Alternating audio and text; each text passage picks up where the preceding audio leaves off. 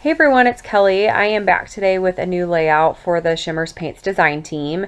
And before I jump into the process video, I do want to mention that if you mention my name, Kelly, at checkout, when you are checking out from the Shimmerz store, you will get a free surprise with your order. So I just wanted to make sure I mentioned that so I didn't forget as we get going with this process video. So I am going to be creating a Halloween layout today, and what I was just showing you on camera there, and it was hard to pick up, but this paper that I'm using for my background is a polka dot background, but the dots on the paper, they have a texture to them. So they're a little bit raised off the paper and they have a little bit of a shimmer to it. It was hard to pick up on camera, but it was just a really neat paper, and it was actually part of a paper pad, and it was from Pebbles. It was their Halloween collection last year, I believe. And the paper is pretty thin because it did come from a paper pad. So I did start out by adding just a layer of clear gesso to the background just to help prepare the paper for the liquid that I'm going to be adding in just a few moments.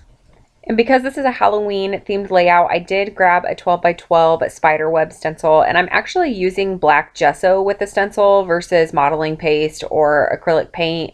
The gesso goes on very thin, similar to acrylic paint, but I just find that it spreads a little bit easier. I can use my palette knife, and I feel like I just have a little bit more control over the heavy gesso versus using acrylic paint, but you could really use any of those mediums and it would work well for this type of look.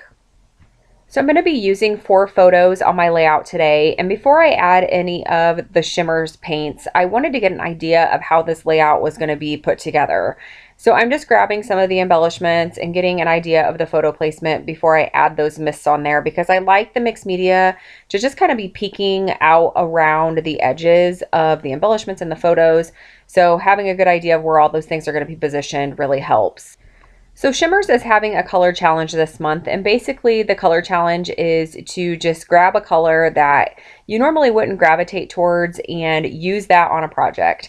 So the color that I chose this month is the Don't Citron Me Coloringz, and green just isn't a color that I go for. It's not something that I choose very often, so I thought it would be a great color for me to use for the color challenge.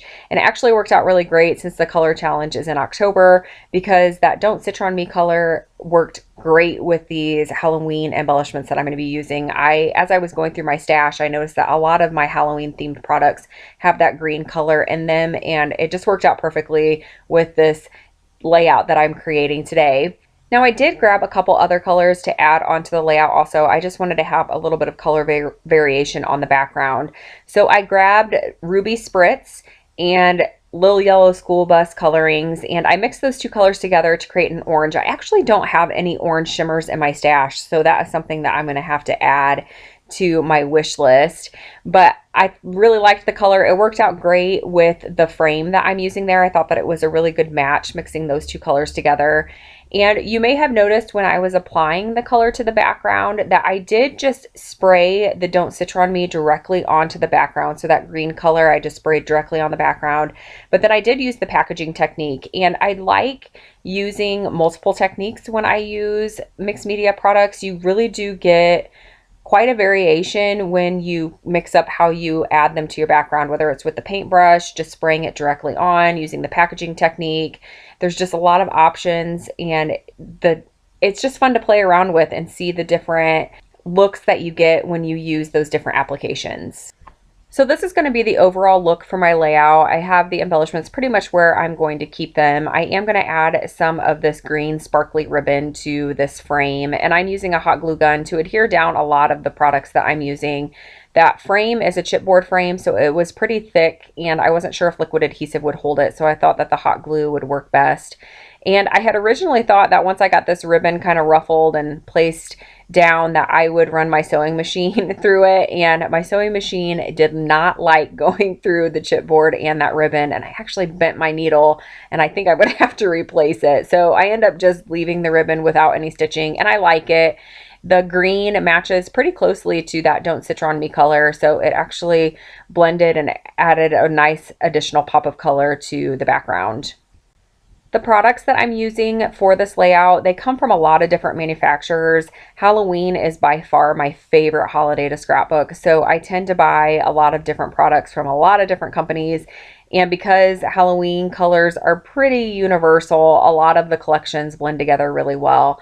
So a majority of the die cuts are from that Pebbles collection that the background paper came from, and I believe it was called Spooky Boo. I could be wrong on that, but I'm pretty sure that was the name of the collection.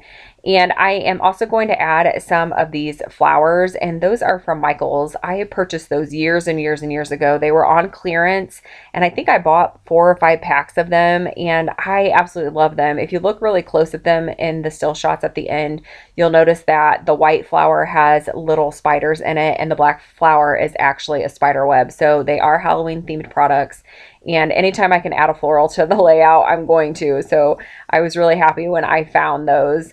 And then that frame again is from Recollections, and I believe the ribbon is from Making Memories. It was another thing that I've had in my stash for quite some time, but I'm really happy with how this is coming together and how the products are blending together nicely. Now, I thought that my title was going to be Crypt Keeper because I believe that's what this costume is. This was the first year that my son wanted to dress up in a, I don't know if gory is really the right word, but it wasn't a cutesy costume. And I actually bought 2 costumes for him this year. I bought a Jack Skellington costume, and then he really wanted this one, and this is what he ended up choosing and ended up going with. He wore the Jack Skellington costume to school because this one was not appropriate for school. They didn't want anything scary that might scare some of the younger kids, so he did not wear this one to school. He did wear the cutesy costume to school. But the Crypt Keeper, I didn't really like the placement of it. I felt like the letters blended into the background a little bit too much. So I'm going to use that word crypt. It was actually from a sticker sheet, and I'm just going to place it over on the right side. And then I think the other word sticker that I added was costume. So I'm going to add a couple lines of journaling here, just talking about how this was the first time that Aiden wanted to dress in a scary costume versus a cutesy costume. And I used just a black journaling pen to add that onto the background. I tried to position the journaling in between the polka dot lines so that way my black pen wouldn't blend in with the black dots on the background.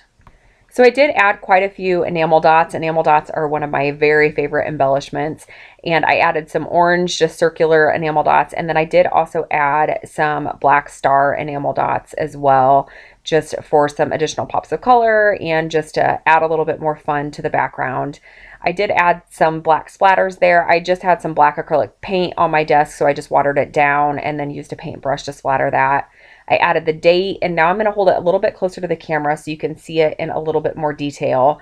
And as I was looking at the layout when I was holding it closer to the camera, I realized that I covered up quite a bit of that Don't Citron Me green color underneath my photos when I added the photos to the layout. So in just a moment here, I am going to add a little bit more green underneath the photos. And I start out by just spritzing the green onto some packaging and then using a paintbrush to try to add it underneath there, but I wasn't quite getting the saturation I was looking for.